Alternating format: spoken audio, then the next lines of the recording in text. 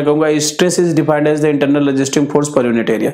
और डिटेल में यदि हम बातें करें तो हम कह सकते हैं कि सबसे पहली बात तो स्ट्रेस क्या है, इंटरनल रेजिस्टिंग, सबसे पहले आपको यही लाइन यूज करना है, internal resisting force per unit area is called stress. ठीक है, फिर यदि हम और डीप में डिफाइन करना चाहें कि स्ट्रेस को कैसे समझे, तो हमने माना कि कोई एक्सटर्नल फोर्स हमने अप्लाइड किया किसी बॉडी पे, तो बॉडी ने ऑफर्स किया इंटरनल रेजिस्टिंग उस फोर्स को, और ये जो इंटरनल रेजिस्टिंग फोर्स होगा ना, ये मैग्नीट्यूड में बिल्कुल बराबर होगा न्यूमेरिकली अप्लाइड फोर्स के बराबर। तो मान लिया कि हमारे पास कोई एक रेक्टेंगुलर, ये हमारे पास कोई एक रेक्टेंगुलर बार था, इस पे हमने फोर्स लगाया, इस पे हमने क्या किया, फोर्स लगाया, ये फोर्स इधर एफ लगाया, इधर फोर्स हमने एफ लगाया, तो जिसकी वजह से इस बॉडी में क्या हुआ, इस फोर्स को रजिस्ट करने के लिए इसमें रिएक्शंस आर, इस फोर्स को रजिस्ट करने के लिए इसमें रिएक्शंस आर, तो ये जो आर है ना, ये अप्लाइड फोर्स एफ के एग्जैक्टली बराबर है। तो यहाँ पे यदि मैं स्ट्रेस की बात करूं तो स्ट्रेस क्या है, stress equal to internal resisting force, internal resisting, इसे internal resisting, internal resisting force per unit area, इसे इंटरनल रीस्टोरिंग फोर्स भी कहते हैं, और भी कई नाम से हम इसको जानते हैं। ठीक है, तो स्ट्रेस की बात करें तो internal resisting force per unit area. Stress की यूनिट की बात करूं मैं तो स्ट्रेस का जो यूनिट होता है similar to pressure, the unit of stress, the unit of stress is similar to pressure, similar to pressure, pressure के बिल्कुल सिमिलर होता है ये। और इसकी यूनिट क्या है, यदि मैं इसकी यूनिट की बात करूं तो जितनी भी यूनिट आप जानते हैं ना प्रेशर का, सब यूज कर लीजिए। प्रेशर पास्कल, न्यूटन पर मीटर स्क्वायर, न्यूटन पर MM square, mega pascal, giga pascal, kilo pascal, ये सब के सब यूनिट यहाँ पे भी एग्जिस्ट करते हैं, और ये सब के सब यूनिट प्रेशर के होते हैं, एटसेट्रा। ठीक है, तो यहाँ पे हमने स्ट्रेस की बातें कर ली, स्ट्रेस हमने आसानी से देख लिया और बहुत अच्छे से हमने इसको डिफाइन भी कर लिया। ठीक है, तो स्ट्रेस को यदि हम क्लासिफाई करना चाहें, इसका टाइप्स ऑफ स्ट्रेस देखना चाहें, क्लासिफिकेशन देखना चाहें, तो स्ट्रेस हमारे पास जो है वो दो पार्ट में मैंने डिवाइड किया। सबसे पहला हमारे पास क्या है, नॉर्मल स्ट्रेस। क्या है, normal stress, normal stress. Normal stress को मैं फर्दर यदि क्लासिफाई करूं तो ये दो तरह के होते हैं, एक होता है टेंसाइल, दूसरा कंप्रेसिव। टेंसाइल स्ट्रेस, दूसरा हमारे पास क्या है, कंप्रेसिव स्ट्रेस, कंप्रेसिव स्ट्रेस। ठीक है, दूसरा हमारे पास जो मेजर क्लासिफिकेशन है नॉर्मल स्ट्रेस का, तो वो क्या हो गया, नॉर्मल स्ट्रेस, दूसरा शियर स्ट्रेस। ठीक है, तो ये हमने यहाँ पे डिफाइन कर दिए। ये क्लासिफिकेशन, सिंपल से क्लासिफिकेशन है, इन्हें आसानी से हम देख सकते हैं। अब मुझे यदि डिफाइन करना हो नॉर्मल स्ट्रेस से मैं क्या समझता हूं, तो मैं कहूंगा नॉर्मल स्ट्रेस जो है ना, when stress acts in directions perpendicular to the cut surface. जो हमारा कट सरफेस है ना, क्रॉस सेक्शन, ये हमारे इसकी बिल्कुल क्या है, परपेंडिकुलर है। ये कट सरफेस, जैसे ये हमारा कट सरफेस है, कट सरफेस के बिल्कुल परपेंडिकुलर, तो उस स्ट्रेस को हम क्या बोलते हैं, नॉर्मल स्ट्रेस, या फिर इसे हम क्या बोलते हैं, डायरेक्ट स्ट्रेस। नॉर्मल स्ट्रेस दो टाइप की हो सकते हैं। नॉर्मल स्ट्रेस को यदि मैं पहला टाइप बात करूं तो पहला क्या हो जाएगा, टेंसाइल स्ट्रेस,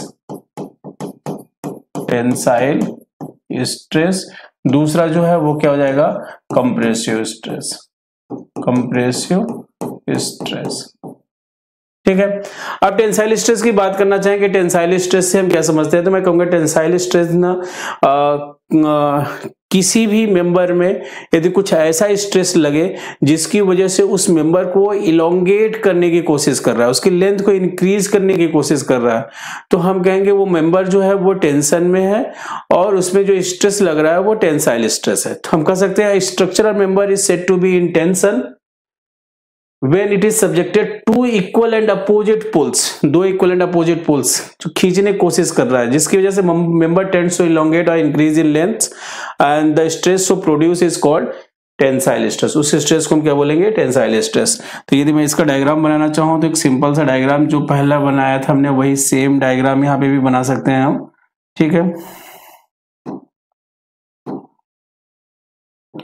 ये हमारे पास फोर्स एफ लग रहा है, ये इक्वल एंड अपोजिट है, इक्वल एंड अपोजिट, एक लेफ्ट साइड लग रहा है, दूसरा राइट साइड लग रहा है, जिसकी वजह से ये क्या हो रहा है, इलोंगेट होने की कोशिश कर रहा है। क्या करने की कोशिश कर रहा है, इलोंगेट होने की कोशिश कर रहा है, जिसमें जो स्ट्रेस डेवलप होगा उसे हम क्या बोलेंगे, टेंसाइल स्ट्रेस। और ये क्या होता है, पॉजिटिव इन नेचर, हमेशा क्या होगा, नोट मैंने इसको बोला, ये क्या होगा, ये positive in nature, positive in nature, कैसा होगा, पॉजिटिव इन नेचर होगा।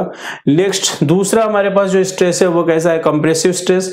Same structural member is said to be in compression when two equal and opposite push, उसे दबाने की कोशिश करे, जिसकी वजह से उसका लेंथ क्या होगा, डिक्रीज होगा या शॉर्ट होगा। तो जो स्ट्रेस डेवलप होगा उस स्ट्रेस को हम क्या बोलेंगे, कंप्रेसिव स्ट्रेस।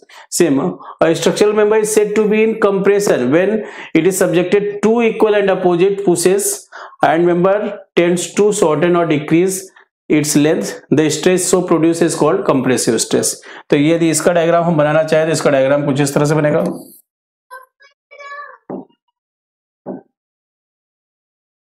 ये हमारे पास फोर्स लग रहा है, ये फोर्स लग रहा है, जिसकी वजह से इसका क्या हो रहा है कि लेंथ जो है वो क्या हो जाएगा, रिड्यूस होगा, लेकिन इसकी थिकनेस और विड्थ बढ़ेगी।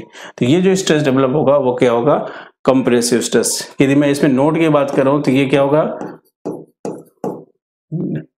Negative in nature, negative in nature, कैसे होगा, नेगेटिव इन नेचर। तो ये हमारे पास क्या हो गया, कंप्रेसिव स्ट्रेस होगा। अब नेक्स्ट यदि हम बातें करना चाहें शियर स्ट्रेस, तो शियर स्ट्रेस देखो सिंपल सी बात है, शियर स्ट्रेस को समझना चाहे ना, शियर स्ट्रेस में टेंजेंशियल फोर्स लगते हैं। क्या लगते हैं, टेंजेंशियल फोर्स लगते हैं। और सबसे अच्छा एक्सपेरिमेंट मैं हमेशा यही बोलता हूं कि मान लीजिए कि हमारे पास कोई ब्लॉक है, उस मान लीजिए कोई कार्टून आपने बॉक्स से देखा होगा ना, टीवी का, फ्रिज का या फिर वॉशिंग मशीन का, तो बिल्कुल बॉटम पे पत्थर रख के उसे फिक्स कर लो, ऊपर फोर्स लगाओ, तो फोर्स लगाने की वजह से क्या होगा, वो टिल्ट होगा। तो टिल्ट होगा तो कुछ इस तरह से टिल्ट होगा, कैसा टिल्ट होगा,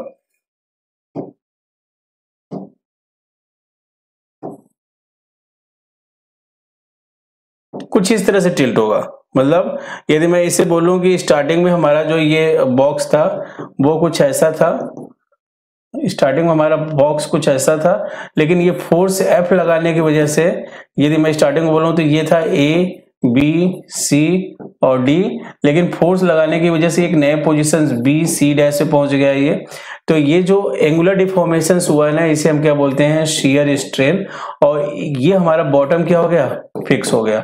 मतलब बॉटम को हमने क्या कर दिया था, फिक्स हो गया। इधर फोर्स एफ लगाया तो इसके अपोजिट डायरेक्शन में फोर्स लगा, तो ये पैरेलल एंड अपोजिट फोर्सेस है, जिसे हम टेंजेंशियल फोर्स बोल सकते हैं। टेंजेंशियल फोर्स कैसे बोला, कि हमने बोला था, ये हम जानते हैं, ये हमारे पास सर्कल है, इस सर्कल पे ये जो फोर्स लग रहा है इन्हें हम टेंजेंशियल फोर्स बोलते हैं कि नहीं, टेंजेंट पे लग रहे हैं कि नहीं, तो बिल्कुल ये रेक्टेंगल पे लग रहा है। तो ये जो फोर्स है वो कैसा है, टेंजेंशियल फोर्स है। तो मैं कहूंगा stress produced by a force tangential to the surface of body is known as shear stress. तो मैं तो आपसे कहूंगा यही याद करो, और डायग्राम आपको ये बनाना है। तो यहाँ पे यदि मैं शियर स्ट्रेस की बात करूं तो शियर स्ट्रेस क्या है, shear stress equal to tangential force, tangential force upon area corresponding to, area corresponding to the tangential force. मतलब उस जहां पे फोर्स लगा रहे हैं उसके करस्पॉन्डिंग एरिया, जो टॉप फेस है बॉटम फेस है, वो जो एरिया होगा उस एरिया की बात कर रहे हैं। इसे और ज्यादा डीप में डिफाइन करना चाहें क्या है, तो हम कहेंगे stress induced in a body when it is subjected to equal and opposite forces when they are acting tangentially across the resisting section the resulting the shearing of the body and this across it section and is called shear stress. इसमें जो develop होगा stress उसे हम shear stress बोलेंगे। इसे हम किससे represent करते हैं, टाउ से डिनोट करते हैं। और नॉर्मल स्ट्रेस जो थे ना, नॉर्मल स्ट्रेस को हम जो रिप्रेजेंट कर रहे थे वो किससे रिप्रेजेंट कर रहे थे, सिग्मा से। किससे रिप्रेजेंट कर रहे थे, सिग्मा से। और शियर स्ट्रेस को हम किससे रिप्रेजेंट करेंगे, टाउ से। किससे रिप्रेजेंट करेंगे, टाउ से। ठीक है। तो अब यदि बात करें स्ट्रेन की, तो सिंपल सी लैंग्वेज में स्ट्रेन हमें डिफाइन करना, what do mean by strain, तो मैं कहूंगा strain is defined as the change in dimensions to the original dimensions. बिल्कुल एक लाइन में यही आपको डिफाइन करना है। आप लिखेंगे स्ट्रेन, और इस फॉर्मूले से ज्यादा अच्छा याद करना, मेरे ख्याल से बेहतर रहेगा, तो मैं क्या लिखूंगा, change in dimension, change in dimension upon original dimensions, original dimension, ठीक है। तो इसे हम बोलते हैं स्ट्रेन। और स्ट्रेन को एक तरह से और हम डिफाइन कर सकते हैं, हम इसे बोलते हैं कि strain is also defined as the deformations per unit length. Strain का भी यदि हम क्लासिफिकेशन करना चाहेंगे कि स्ट्रेन को हम कितनी तरह से डिफाइन करना चाहेंगे, तो कुछ इस तरह से होगा कि स्ट्रेन, ये हमारा स्ट्रेन हो गया, स्ट्रेन को हम नॉर्मल स्ट्रेन और शियर स्ट्रेन में डिफाइन कर देंगे। इसमें नॉर्मल स्ट्रेन और दूसरा कौन सा स्ट्रेन होगा, शियर स्ट्रेन। नॉर्मल स्ट्रेन को हम फर्दर क्लासिफाई करना चाहें तो ये होगा लॉन्गिट्यूडनल स्ट्रेन, लॉन्गिट्यूडिनल स्ट्रेन। दूसरा हमारे पास जो होगा वो कौन सा होगा, लेटरल स्ट्रेन।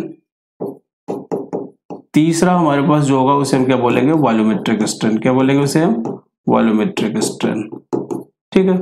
बहुत ज्यादा आसान है और इजी है, हमें थोड़ी सी जरूरत है तो समझने की, बाकी बहुत अच्छा सब्जेक्ट है और बहुत आसानी से हम इसको कंप्लीट कर सकते हैं, ठीक है। स्ट्रेन की कोई यूनिट नहीं होती क्योंकि ऊपर भी डायमेंशन है, नीचे भी डायमेंशन है। तो मैं स्ट्रेन में एक बात लिखना चाहूँ तो मैं कहूंगा it is a dimensionless quantity. क्या लिखूंगा मैं इसे, it is a dimensionless, it is a dimensionless. क्या है ये, डायमेंशनलेस, ठीक है। नेक्स्ट लॉन्गिट्यूडनल की स्ट्रेन की बात करें। लॉन्गिट्यूडनल स्ट्रेन क्या है, तो मैं कहूंगा strain in the directions of applied load. जो लोड लगा रहे हैं, जैसे मान लीजिए मेरे पास ये पेन है, इसमें मैं इधर खींचूं इधर खींचूं, तो लोड के डायरेक्शंस में जो चेंज हो रहा है इसकी लेंथ में, उस चेंजेस की वजह से जो स्ट्रेन डेवलप होगा उस स्ट्रेन को मैं क्या बोलूंगा, लॉन्गिट्यूडनल स्ट्रेन। तो मैं कहूंगा strain in the directions of applied load is called longitudinal strain. इसे लीनियर स्ट्रेन भी बोलते हैं हम और प्राइमरी स्ट्रेन भी बोलते हैं। लॉन्गिट्यूडनल स्ट्रेन दो तरह के हो सकते हैं, ये टेंसाइल नेचर के भी हो सकते हैं, कंप्रेसिव नेचर के।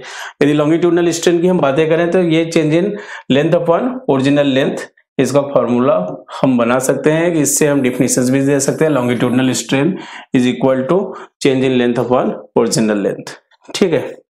नेक्स्ट हमारे पास है लेटरल स्ट्रेन। अब जैसे मान लीजिए कि हमारे पास ये जो पेन है, इसे मैं खींचूं तो इसकी लेंथ बढ़ेगी, लेकिन मास कंजर्व है, लेंथ बढ़ेगा तो इसका विड्थ थिकनेस घटेगा या फिर इसका डायमीटर रिड्यूस होगा। तो ये जो दूसरा डायमेंशन है ना, इसके लेंथ के परपेंडिकुलर डायरेक्शंस में होता है, लेंथ के परपेंडिकुलर डायरेक्शंस में होता है। तो उसमें जो चेंजेस आएंगे उस डायमेंशंस में, उसकी वजह से जो स्ट्रेन डेवलप होगा उससे हम क्या बोलेंगे, लेटरल स्ट्रेन। तो मैं कह सकता हूँ strain in the perpendicular directions, strain in the perpendicular directions of applied load is called lateral strain या फिर secondary strain भी बोल सकते हैं। इसे हम कई तरह से देख सकते हैं। lateral strain के लिए मैं बताऊं आपको, strain को हम एप्सिलॉन से डिनोट करते हैं। ई लेटरल जो है, यदि हमारा रॉड कैसा है, सर्कुलर, मैं किसके लिए बात कर रहा हूं, फॉर सर्कुलर क्रॉस सेक्शन, ध्यान दीजिएगा, फॉर सर्कुलर क्रॉस सेक्शंस के लिए लेटरल स्ट्रेन जो है वो क्या हो जाएगा, चेंज इन डायमीटर, क्या हो जाएगा, change in diameter upon original diameter. क्या हो जाएगा, ओरिजिनल डायमीटर, ठीक है। Change in diameter for original diameter. यदि हमारा जो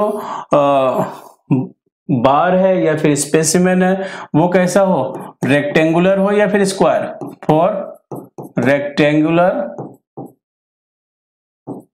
या फिर स्क्वायर क्रॉस सेक्शन हो, for rectangular and square cross section, तो हमारा जो लेटरल स्ट्रेन होगा ये दो तरह से हो सकता है। एक change in thickness upon original thickness, और दूसरा क्या हो सकता है, ये change in width upon original width. तो ये, और सबसे अच्छी बात क्या जानते हैं, ये आपस में भी बराबर होंगे, ये आपस में भी बराबर होंगे, ठीक है। तो ये हमारे पास क्या हो गया, लेटरल स्ट्रेन हो गया। तो यहाँ तक हमने क्या देख लिया, लेटरल स्ट्रेन देख लिया। अब नेक्स्ट बातें हैं वॉल्यूमेट्रिक स्ट्रेन। वॉल्यूमेट्रिक स्ट्रेन की यदि मैं बात करूं, वॉल्यूमेट्रिक स्ट्रेन से हम क्या समझते हैं, तो मैं कहूंगा वॉल्यूमेट्रिक स्ट्रेन, मान लीजिए कि हमारे पास कोई एक क्यूबिकल शेप में कोई बॉक्स है, वो बिल्कुल वाटर में इमर्ज्ड हो गया है। इमर्ज्ड होने की वजह से उसके सभी साइड से प्रेशर लग रहे हैं, प्रेशर लगने की वजह से उसका वॉल्यूम क्या हो जा रहा है, चेंज हो रहा है। तो जो change in volume upon original volume होगा ना, उसी को हम क्या बोलेंगे, वॉल्यूमेट्रिक स्ट्रेन। तो वॉल्यूमेट्रिक स्ट्रेन ये सेम बातें यहाँ पे लिखी हुई हैं। तो हमने माना कि हमारे पास कोई एक बॉक्स है और ये वाटर में क्या हो गया, वाटर में इमर्ज्ड हो गया, वाटर में डूब गया। इसके सभी साइड से क्या लग रहे हैं, इस पे सभी साइड से इस पे क्या लग रहे हैं, प्रेशर लग रहा है। और जिसकी वजह से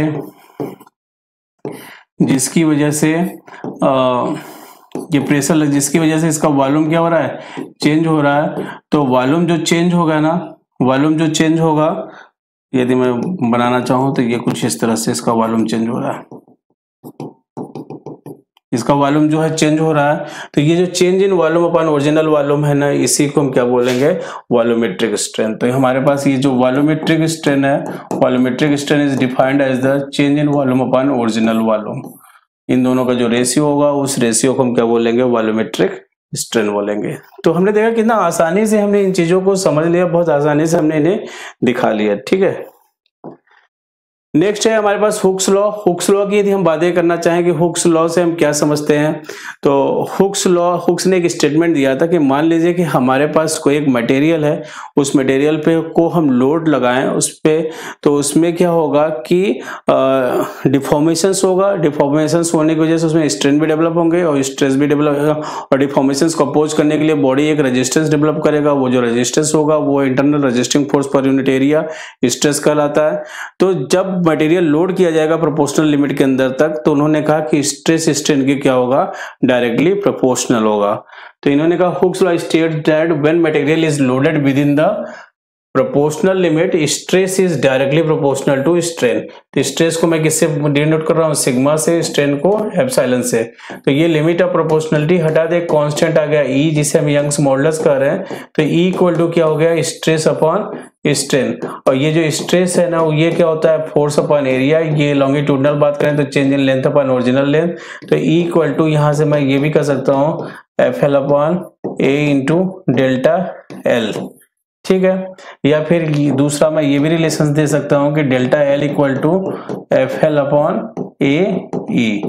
और हुक्स लॉ को और अच्छे से दिखाने के लिए मैं ये कह सकता हूं कि मान लीजिए कि मटेरियल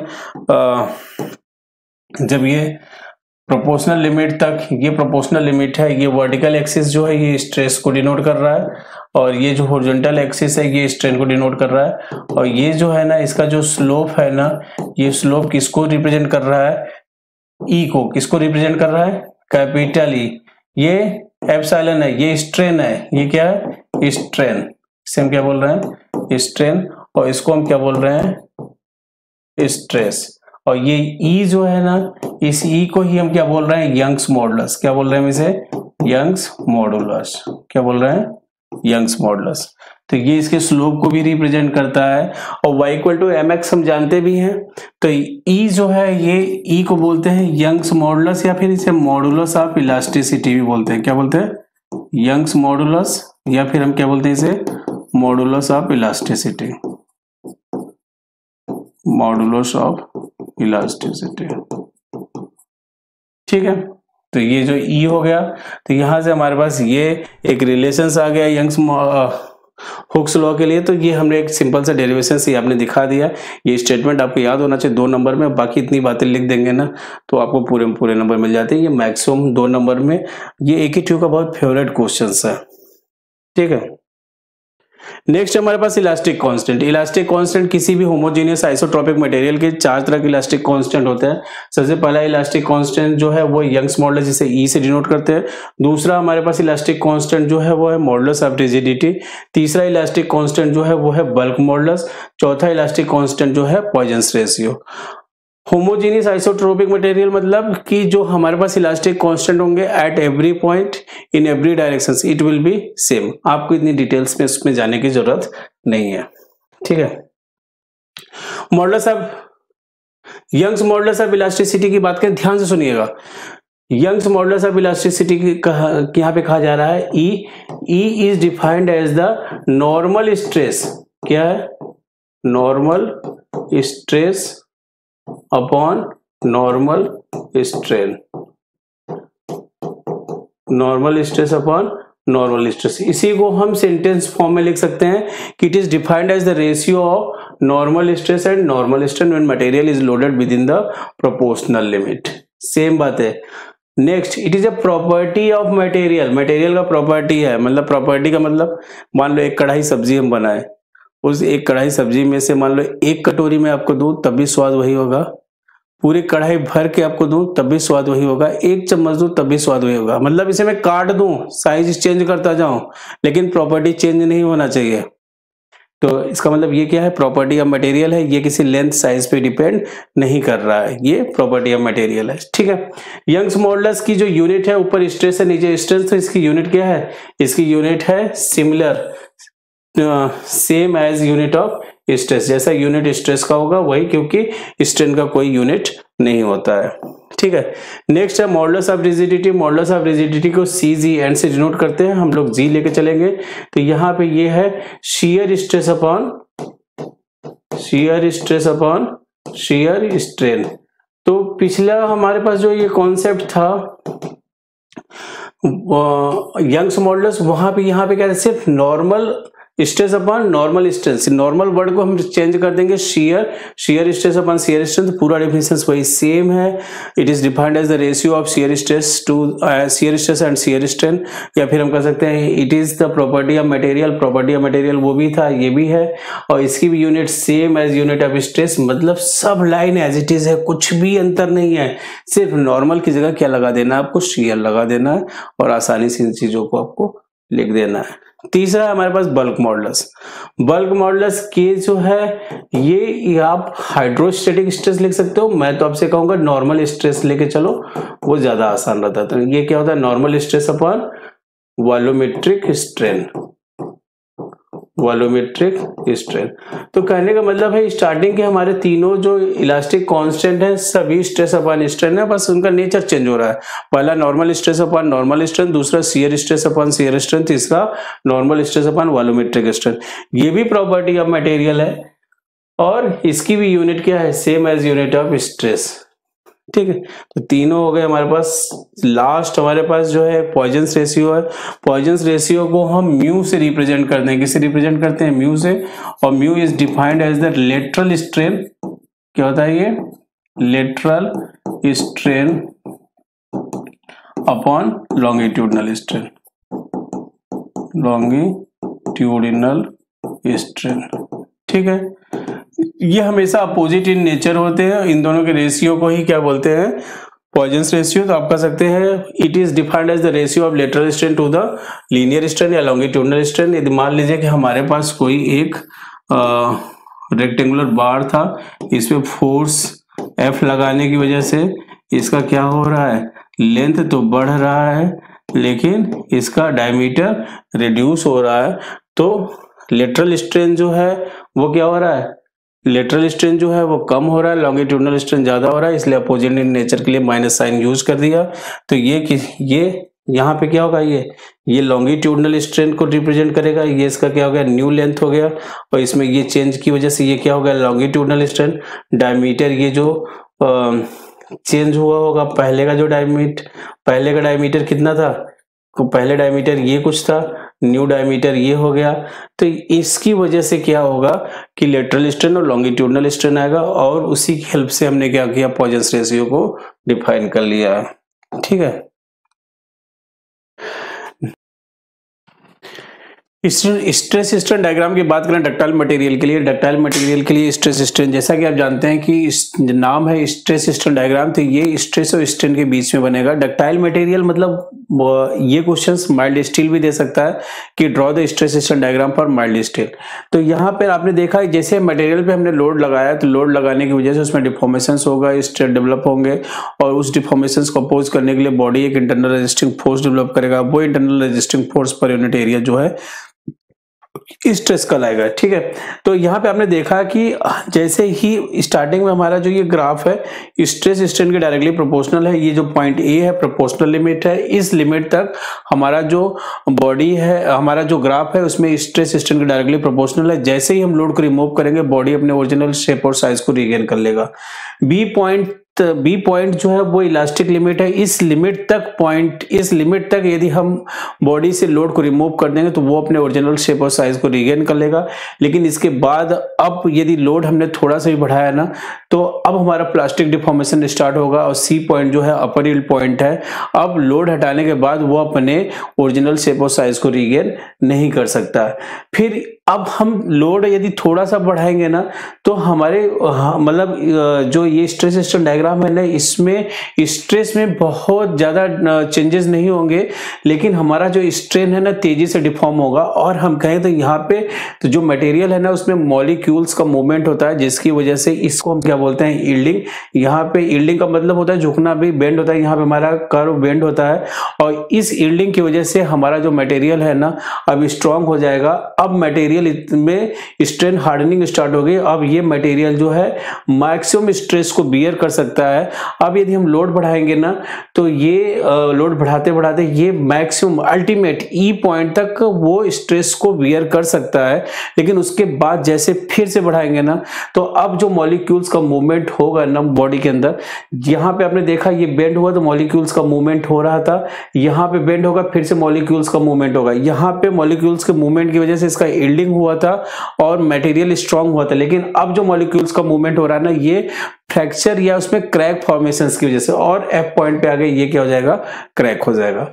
तो यहाँ पे अब इसकी हम बातें कर रहे हैं स्ट्रेस स्ट्रेन डायग्राम की। तो ए लिमिट तक हम कहते हैं प्रोपोर्शनल लिमिट, और up to this limit stress is a linear function सब स्ट्रेन, स्ट्रेस स्ट्रेन के डायरेक्टली प्रोपोर्शनल है और ये हुक्स लॉ को ओबे करेगा।